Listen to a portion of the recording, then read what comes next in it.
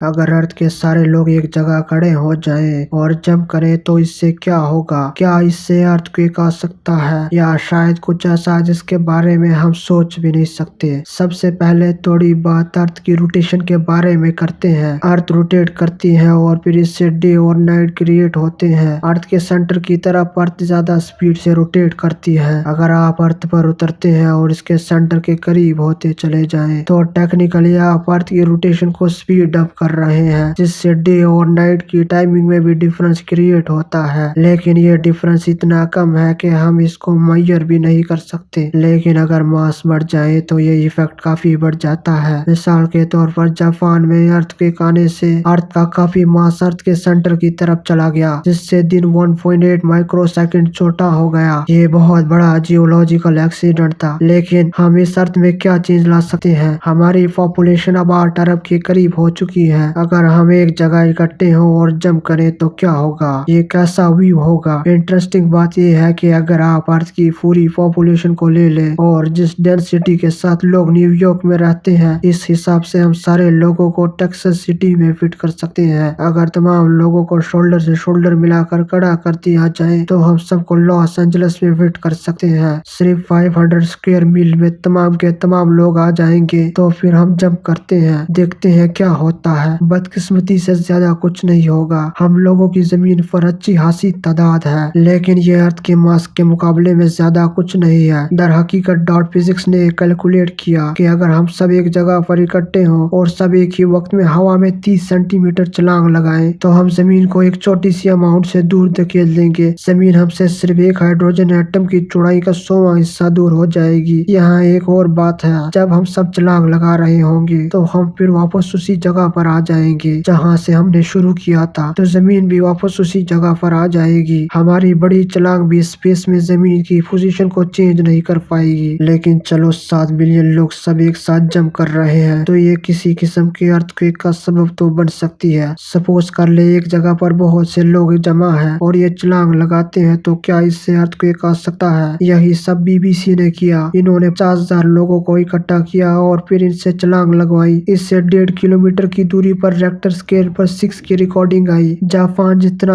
Earthquake पैदा करने के लिए हमें अर्थ में मौजूद लोगों से 7 मिलियन गुना ज्यादा लोगों की जरूरत होगी। हमारा मास ज्यादा है लेकिन ये जमीन के मुकाबले में कुछ नहीं है। लेकिन ना उम्मीद ना हो, हम सबकी ये कंबाइन जंप बहुत एनर्जी पर मुश्तमिल होगी। यहाँ तक कि अगर सिर्फ चीन में रहने वाले लोगों को इकट्ठा करके जंप लगाएं तो इनकी ये जंप TNT की 500 के बराबर होगी। चूंकि हम पॉपुलेशन के बारे में बात कर रहे हैं तो इस पॉपुलेशन में से कितने लोगों को आप एक वक्त में दोस्त बना सकते हैं? इनकी तादाद आमतौर पर 100 से 230 के दरमियान होती है। अगर आपकी किसी वीडियो पर 230 से ज्यादा व्यूज आ जाते हैं तो इसका मतलब है कि आपकी वीडियो को इन लोगों से ज्यादा लोगों ने देखा जिनको आप एक वक्त में जान सकते हैं। अगर आपकी वीडियो पर 1 मिलियन से ज्यादा व्यूज आ जाएं तो ये तादाद इन लोगों से ज्यादा है जिनसे आप सारी जिंदगी मिलेंगे। मिलने वालों में वो लोग भी शामिल है जिनसे आपने सिर्फ कभी हाथ मिलाया हो। हम 28,470 दिन ही जिंदा रहने की उम्मीद करते हैं। अगर आप बचपन से रोजाना 2 से 3 लोगों से मिलते रहे तब भी आप अपनी पूरी जिंदगी में 1 मिलियन लोगों से ज्यादा लोगों से नहीं मिल पाएंगे। एक और दिलचस्प बात और वो ये कि अगर आप 3 मीटर गिरते हैं तो इसका मतलब है कि जमीन ने आपको 3 मीटर अपनी तरफ खींच लिया है। लेकिन जब आप जमीन पर ऑपोजिट फोर्स लगाते हैं तो आप जमीन को प्रोटॉन की चौड़ाई का 1 अरबवां हिस्सा अपनी तरफ खींच लेते हैं, जो कि बुरा नहीं है। आपने जमीन को इतना ही इफेक्ट किया जितना कि इसने आपको इफेक्ट किया। आपके पास इस किस्म की पावर है।